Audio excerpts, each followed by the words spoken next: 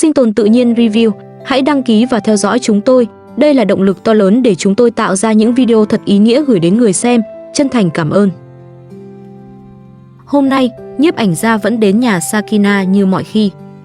Từ sáng sớm, khi ánh nắng còn chưa phủ kín khoảng sân nhỏ dưới chân núi Zagros, Sakina đã bắt đầu chuẩn bị bữa ăn. Căn nhà không quá rộng, nhưng mỗi buổi sáng, nơi đây luôn có những âm thanh rất quen thuộc. Hakan hôm nay cũng dậy từ rất sớm. Cậu bé giờ đã biết bò. Vì vậy, cả ngày đôi tay và đôi chân nhỏ gần như không chịu đứng yên. Lúc thì Hakan bò đến gần mẹ, lúc lại bò về phía góc nhà. Có khi cậu bé nhìn thấy một món đồ lạ, liền cố gắng với lấy bằng được. Dù vẫn còn nhỏ, nhưng Hakan đã bắt đầu khám phá thế giới của mình theo cách rất riêng. Với Sakina, vừa nấu ăn, vừa để mắt đến con trai không phải là điều dễ dàng. Nhưng cô đã quen với nhịp sống ấy từ lâu. Một lúc lại gọi Hakan quay về gần mẹ. Có những ngày Sakina không có thời gian để ngồi nghỉ, nhưng nhìn con trai khỏe mạnh, hiếu động hơn từng ngày, có lẽ cô cũng cảm thấy mọi vất vả đều đáng giá. Hôm nay, Sakina làm món bánh nướng quen thuộc. Cô đổ bột ra thau, từ từ nhào bột bằng đôi tay đã quen với những công việc bếp núc. Khối bột trắng dần trở nên mềm hơn, dẻo hơn. Đó là loại bánh rất giản dị, nhưng với những gia đình sống ở vùng núi và vùng quê, một chiếc bánh nóng vừa ra lò đôi khi đã là cả một bữa ăn đầy ấm áp. Sakina nói rằng rất nhiều khán giả muốn biết cách làm những món ăn quen thuộc của cô, đặc biệt là món canh hầm mà gia đình thường nấu trong những ngày đông người, hay khi muốn có một bữa ăn đủ đầy hơn cho các con. Vì vậy hôm nay, Sakina cũng chia sẻ cách làm món canh hầm ấy. Trước hết, cô phi hành cùng dầu cho thơm. Khi hành bắt đầu vàng và dậy mùi, Sakina cho đậu Hà Lan và phần đậu đã luộc sẵn vào nồi. Các loại đậu được đảo đều trong dầu và hành. Một vài phút sau, cô cho thêm nghệ, tiêu đen và một ít ớt đỏ. Gia vị không quá cầu kỳ, nhưng khi được nấu cùng hành phi và các loại đậu, chúng tạo nên mùi thơm rất hấp dẫn. Khi đậu đã chín hơn, Sakina cho phần rau dùng để nấu canh vào. Rau được đảo đều trong nồi, rồi cô để mọi thứ sôi từ từ. Khoảng nửa tiếng sau, Sakina thêm đậu đã được ngâm trước đó. Đậu cần thời gian để mềm và ngấm gia vị. Vì vậy, món canh này không thể nấu quá vội. Sau đó, cô nêm thêm muối vừa ăn. Đợi đến khi các nguyên liệu đã hòa quyện, mùi thơm bắt đầu lan đầy căn bếp, Sakina mới cho mì vào nồi. Mì được thêm vào cuối cùng, để không bị nát quá nhanh. Nếu nước canh hơi loãng, có thể hòa một ít bột với nước, rồi cho phần nước bột ấy vào nồi trước khi thêm mì. Cách làm này giúp nước canh có độ sánh vừa phải, không quá đặc, nhưng cũng không quá loãng. Còn nếu muốn món canh thơm hơn khi chan ra bát, Sakina nói mọi người có thể chuẩn bị thêm một chút nước sốt. Nước sốt có thể làm từ bạc hà, sữa chua và hành tây. Chỉ vài nguyên liệu giản dị, nhưng khi kết hợp lại, món ăn trở nên đậm đà hơn rất nhiều. Buổi sáng ở nhà Sakina trôi qua như thế. Không có điều gì quá đặc biệt, nhưng chính những điều bình dị ấy lại khiến căn nhà nhỏ giữa vùng núi Zagros trở nên có hơi ấm. Và có Sakina, dù vẫn còn nhiều nỗi lo về sức khỏe, con cái và tương lai, vẫn cố gắng giữ lại những bữa cơm ấm áp cho những người cô yêu thương nhất. Sau khi chuẩn bị bột xong, Sakina bước ra ngoài sân nhóm lửa. Cô xếp củi, châm lửa, rồi kiên nhẫn chờ ngọn lửa cháy đều. Khói bay lên trong ánh nắng sớm. Mùi củi cháy quyện cùng mùi đất khô, tạo nên một cảm giác rất đặc trưng của cuộc sống du mục nơi đây. Khi lửa đủ lớn, Sakina đặt chiếc chảo lên bếp, rồi nhẹ nhàng cho phần bột đã nhào lên mặt chảo nóng. Chiếc bánh bắt đầu chín dần. Bề mặt bánh đổi màu từng chút một. Mùi thơm lan ra cả khoảng sân. Nhìn cách Sakina nướng bánh, người ta dễ nhớ đến những lần bà Yuda cũng từng đứng bên bếp lửa, lặng lẽ làm những chiếc bánh nóng cho cả nhà. Có lẽ đây là cách nướng bánh truyền thống mà người dân nơi đây vẫn giữ lại qua nhiều thế hệ. Không cần lò nướng hiện đại, không cần những dụng cụ quá cầu kỳ, chỉ cần bột, lửa, một chiếc chảo và sự kiên nhẫn. Sakina nhìn Hakan rồi nói: "Mẹ phải làm cho bánh bớt mùi khói. Sau này Hakan phải biết phụ giúp mẹ nhé." Câu nói ấy nghe rất nhẹ nhàng, nhưng trong đó là cả tình yêu của một người mẹ. Sakina không chỉ mong con trai lớn lên khỏe mạnh, cô còn mong Hakan sẽ biết yêu căn nhà này, biết phụ mẹ những việc nhỏ, biết rằng sau này để có một bữa cơm nóng, một mái nhà sạch sẽ hay một khu vườn xanh tốt, mọi người đều phải cùng nhau cố gắng. Một lúc sau, Sakina quay sang nói với nhiếp ảnh gia rằng cô không nên ăn quá nhiều bánh nướng, bởi dạ dày cô vẫn chưa thật sự ổn. Cô từng đau bụng, từng phải uống thuốc. Vì vậy, dù bánh rất thơm, rất ngon khi phết thêm bơ và mỡ động vật, Sakina vẫn phải biết giữ gìn sức khỏe của mình. Cô nói rằng bánh nướng bằng than sẽ còn thơm và ngon hơn nữa, nhưng cũng không nên để lửa quá lớn, bởi lửa quá mạnh có thể làm mặt bánh cháy nhanh, trong khi bên trong vẫn chưa chín đều. Đó là kinh nghiệm của những người đã quen đứng bên bếp lửa từ nhỏ. Không phải cứ lửa lớn là bánh sẽ chín nhanh, mà phải biết chờ bánh đúng lúc, biết giữ ngọn lửa vừa đủ. Có lẽ nấu ăn cũng giống như cuộc sống, có những điều phải chậm lại một chút mới có thể trở nên trọn vẹn.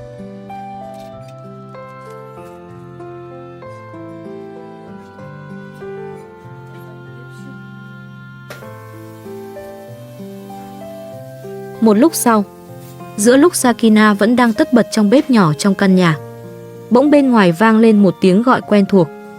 Sakina ngẩng lên, và người xuất hiện trước cổng lại là Ali.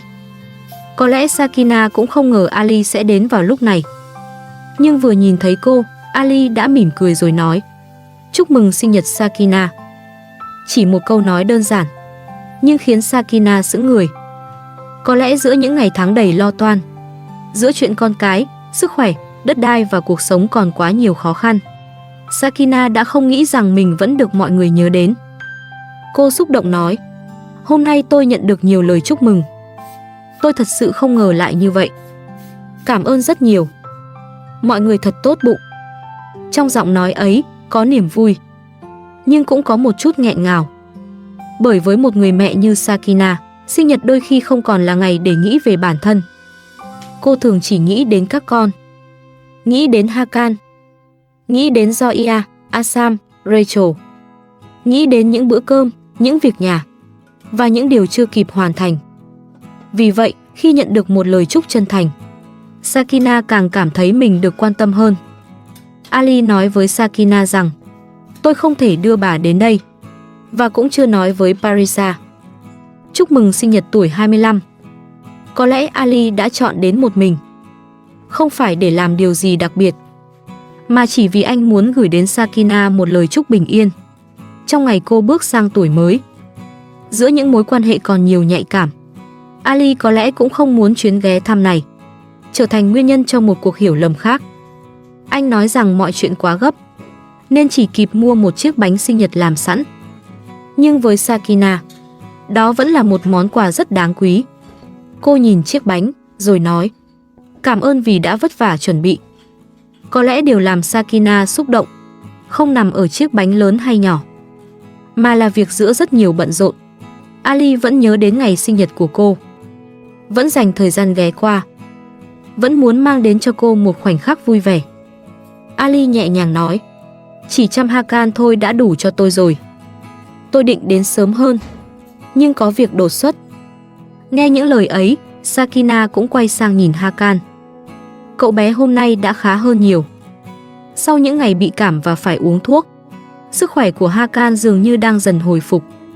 Ali hỏi Sakina tình hình của con trai.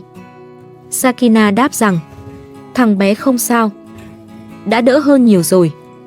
Có lẽ với Ali, nghe được câu nói ấy cũng là một sự yên tâm.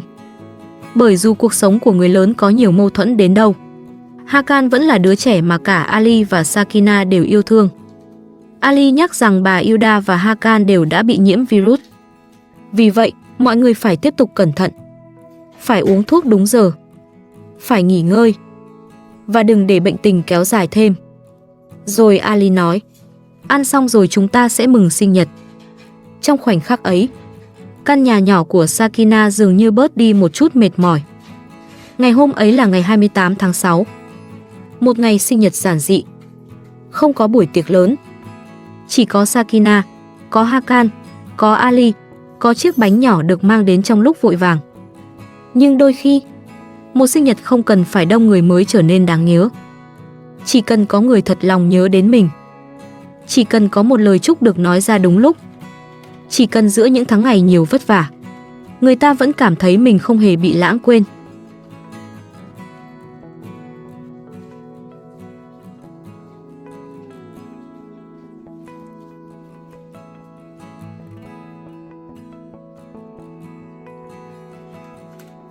Ali gọi Sakina. Lại đây ngồi đi. Ước một điều đi. Rồi thổi nến nào. Sakina ngồi xuống trước chiếc bánh. Có lẽ trong khoảnh khắc nhìn ngọn nến nhỏ đang cháy, cô cũng nhớ đến rất nhiều điều đã qua. Nhưng rồi Sakina vẫn chọn một điều ước rất giản dị. Cô nói, điều ước của tôi là các con luôn được hạnh phúc. Tôi ước bọn trẻ cũng có mặt ở đây. Đó có lẽ là điều ước chân thành nhất của một người mẹ. Sakina không ước cho mình giàu có, không ước một cuộc sống thật xa hoa, cũng không ước những điều quá lớn lao. Cô chỉ mong các con được bình an, được hạnh phúc, được ở gần mẹ, được cùng nhau có mặt trong những khoảnh khắc tưởng như rất nhỏ bé như thế này. Bởi sau tất cả, điều Sakina cần nhất không phải là một ngày sinh nhật thật rực rỡ, mà là một mái nhà có đủ tiếng cười của các con. Một nơi mà Zoya, Asam, Rachel và Hakan có thể cùng ngồi bên mẹ, cùng thổi nến, cùng ăn một miếng bánh nhỏ. Và để Sakina biết rằng, dù cuộc đời còn nhiều giông gió, cô vẫn có những người mình yêu thương nhất để tiếp tục mạnh mẽ đi về phía trước. Một lúc sau, khi Ali và Sakina đang ngồi bên chiếc bánh nhỏ, cùng Hakan đón một sinh nhật giản dị giữa căn nhà quen thuộc, bên ngoài bỗng có người xuất hiện. Không khí đang ấm áp, lập tức trùng xuống. Người bước vào là Parisa. Ali nhìn thấy cô, có phần bất ngờ. Anh hỏi, cô đến đây làm gì? Vừa bước vào, Parisa đã nói bằng giọng đầy khó chịu. Hôm nay là sinh nhật mà chẳng ai nói với tôi. Ali hỏi lại, sinh nhật của ai? Parisa đáp, của Sakina. Nghe vậy, Ali nói thẳng, sinh nhật Sakina không liên quan đến cô. Nhưng Parisa vẫn không dừng lại. Cô nói rằng mình đã mua bánh sinh nhật rồi. Ali nhìn Parisa, rồi hỏi, cô có quan hệ gì với Sakina mà phải tổ chức sinh nhật cho cô ấy? Parisa quay sang Sakina, cô giữ giọng bình thường. Sakina, tôi mang bánh cho cô nhé. Sakina vẫn lịch sự đáp lời cảm ơn. Sakina cũng nói rằng cô không cần chiếc bánh đó. Nhưng Parisa vẫn chưa chịu rời đi. Cô nhìn thấy bó hoa đặt trên chiếc quạt trong nhà. Rồi cô bước đến cầm bó hoa lên. Ánh mắt Parisa dần thay đổi. Ali lập tức hỏi, sao cô lại chạm vào hoa? Parisa nhìn anh rồi hỏi, hoa là do anh mua à? Ali đáp, đúng vậy, có vấn đề gì sao? Sakina nhìn Parisa, giọng nói đầy mệt mỏi. Tôi không hiểu tại sao cô lại căng thẳng vô cớ. Ali cũng đang không khỏe. Lúc nãy cô đến, cô vẫn bình thường mà. Nhưng Parisa không muốn tiếp tục nghe giải thích. Cô quay sang Ali. Đứng dậy, chúng ta đi thôi. Anh không khỏe thì uống ít nước trái cây thôi. Huyết áp sẽ hạ xuống. Sakina nghe vậy càng không muốn mọi chuyện đi xa hơn. Cô nói, lần này đến đây thì đừng gây gổ nữa. Đừng la hét. Cô giống Karim quá. Đừng làm quá lên. Có lẽ Sakina đã quá ám ảnh với những lần Karim bước vào sân nhà cô, lớn tiếng, đe dọa và biến căn nhà nhỏ thành nơi đầy căng thẳng. Vì vậy, nhìn Parisa nổi nóng, Sakina không thể không cảm thấy ngột ngạt. Parisa đáp lại, đúng đấy, có vấn đề gì sao? Nghe đến đây, Ali không thể tiếp tục nhẫn nhịn. Anh nói với Parisa, cô im đi được không? Mang bánh sinh nhật đến rồi đi đi. Ali nhìn vợ, giọng nói đầy bất lực. Cô đang ghen tuông quá mức rồi. Parisa lập tức bảo anh im đi. Rồi cô tiếp tục muốn Ali rời khỏi nhà Sakina. Nhưng Ali nói rõ, tôi và Sakina đã ly hôn. Tôi đến đây chỉ vì Hakan. Parisa đáp lại, nhưng anh lại tổ chức sinh nhật cho Sakina. Ali nói, Sakina đang chăm sóc con tôi. Hakan quan trọng hơn cả một bữa tiệc sinh nhật. Nhưng với Parisa, Dường như bất cứ sự quan tâm nào của Ali dành cho Sakina cũng khiến cô cảm thấy bị tổn thương. Quá mệt mỏi trước sự kiểm soát ấy, Sakina nhìn thẳng vào Parisa rồi hỏi. Cô không cho Hakan ở nhà Ali, cũng không cho Ali đưa Hakan đến đây. Rốt cuộc cô muốn gì? Cô có sẵn lòng chăm Hakan không? Parisa trả lời rất dứt khoát. Không, tuyệt đối không. Sau đó, Parisa quay sang thúc giục Ali. Đi thôi, đi nào. Chúng ta đi khám bác sĩ. Ali chỉ đáp. Tôi sẽ tự đi. Một câu nói ngắn, nhưng nghe trong đó là sự mệt mỏi của một người đàn ông đang bị kéo về quá nhiều phía. Một bên là Sakina và Hakan, một bên là Parisa, một bên là trách nhiệm không thể bỏ, một bên là sự ghen tuông, nghi ngờ mà anh không biết phải giải thích thế nào mới đủ. Căn nhà nhỏ lại chìm vào im lặng. Chiếc bánh sinh nhật vẫn còn đó, bó hoa vẫn nằm đó, nhưng niềm vui của ngày đặc biệt đã bị phủ kín bởi những lời nói nặng nề. Có lẽ điều Sakina mong nhất trong ngày sinh nhật tuổi 25 không phải là bánh, hoa hay quà tặng, mà chỉ là các con được bình an. Và một ngày nào đó, mọi cuộc tranh cãi của người lớn sẽ không còn làm tuổi thơ của những đứa trẻ trở nên nặng nề thêm nữa. Sau khi Parisa cùng Ali rời khỏi nhà, khoảng sân nhỏ của Sakina cuối cùng cũng trở lại yên tĩnh. Chiếc bánh sinh nhật vẫn còn đó, bó hoa vẫn đặt trên bàn, nhưng niềm vui vốn rất giản dị của ngày hôm nay dường như đã bị những lời cãi vã phủ lên một lớp mệt mỏi. Sakina đứng lặng một lúc. Cô không muốn nói lớn, càng không muốn hàng xóm xung quanh nghe thấy chuyện vừa xảy ra. Rồi Sakina quay sang nhiếp ảnh gia, nói bằng giọng đầy nặng lòng. Tôi chỉ không muốn hàng xóm biết chúng tôi cãi nhau. Và tôi cũng không biết phải đối phó với Parisa thế nào. Có lẽ điều Sakina lo nhất không phải là Parisa đã nói gì, mà là những chuyện riêng tư trong căn nhà nhỏ này lại trở thành lời bàn tán của mọi người ngoài cổng. Bởi Sakina đã trải qua quá nhiều chuyện. Cô không muốn thêm một lần nào nữa mình bị nhìn bằng ánh mắt thương hại, nghi ngờ, hay bị người khác cho rằng cô đang cố phá vỡ cuộc sống của ai đó. Nhiếp ảnh gia nhẹ nhàng trấn an cô. Anh nói, chỉ là một buổi mừng đơn giản thôi, không có gì to tát cả. Đúng vậy, đó vốn chỉ là một chiếc bánh nhỏ, một lời chúc sinh nhật, một khoảnh khắc Ali ghé qua để thăm Hakan và chúc Sakina bước sang tuổi mới. Nhưng đôi khi, một khoảnh khắc bình thường cũng có thể trở thành nguyên nhân cho hiểu lầm. Sakina nói tiếp, Ali đến nhà tôi. Trước đó, tôi không hề nhận được tin tức gì từ Ali. Tôi sợ mọi người sẽ coi thường tôi. Tôi không muốn tranh cãi. Hôm qua Karim đã làm Hakan sợ hãi. Hôm nay lại đến lượt Parisa. Tôi không muốn phá hỏng cuộc sống của bất kỳ ai. Điều quan trọng là tôi không hề có ác ý. Tôi không quan tâm Parisa nghĩ gì. Những lời nói ấy cho thấy Sakina đã quá mệt mỏi. Cô không muốn giành giật Ali, không muốn trở thành nguyên nhân khiến Parisa bất an, cũng không muốn Hakan phải tiếp tục chứng kiến những người lớn cãi nhau vì mình. Điều Sakina mong chỉ là được chăm sóc con, được sống yên ổn trong căn nhà nhỏ, được âm thầm chuẩn bị cho mảnh đất mới và một tương lai bớt bất an hơn cho các con. Nhiếp ảnh gia nhìn Sakina. Anh nói rằng Ali không làm gì sai khi muốn đến thăm con trai. Theo lời luật sư, anh vẫn có quyền gặp Hakan và chăm sóc cho con. Còn việc Ali bất ngờ mang bánh đến, có lẽ anh chỉ muốn Sakina có một niềm vui nhỏ trong ngày sinh nhật, không hơn, không phải một bữa tiệc lớn, không phải một điều gì cần khiến mọi người hiểu lầm. Nhưng Sakina vẫn cẩn thận nói, đừng nói với bất kỳ ai nhé. Phụ nữ vốn nhạy cảm. Tôi tôn trọng quyền của Parisa.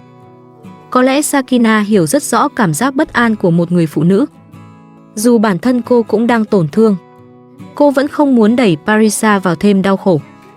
Bởi Sakina biết, càng nhiều lời kể lại, càng nhiều người xen vào, mọi chuyện sẽ càng khó được yên ổn.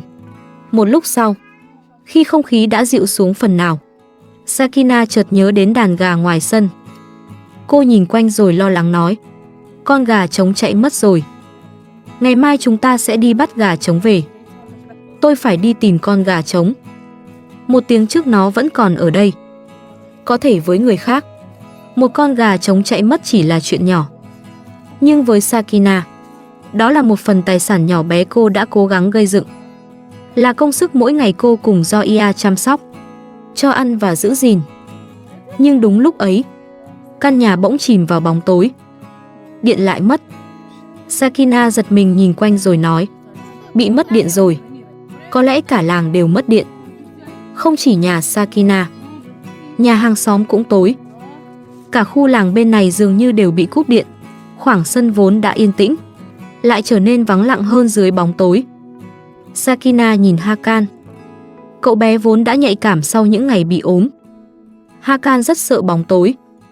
Xung quanh nhà lại có nhiều con vật, tiếng gà, tiếng chó, những âm thanh lạ vọng ra từ khoảng sân, càng khiến một đứa trẻ nhỏ dễ hoảng sợ hơn. Sakina vội ở gần con. Có lẽ lúc này, điều cô muốn nhất không còn là chuyện sinh nhật, chiếc bánh hay những lời cãi vã vừa qua. Cô chỉ mong Hakan đừng sợ. Mong điện sớm trở lại. Mong căn nhà nhỏ lại có ánh sáng. Và mong ngày mai, cô có thể tìm được con gà trống đã chạy mất. Cuộc sống của Sakina vẫn luôn như vậy. Một ngày có thể bắt đầu bằng niềm vui nhỏ, rồi bất ngờ có cãi vã. Nhưng sau tất cả, Sakina vẫn phải đứng vững. Vẫn phải ôm Hakan thật chặt. Vẫn phải giữ cho căn nhà nhỏ này còn lại một chút bình yên giữa những ngày quá nhiều biến động.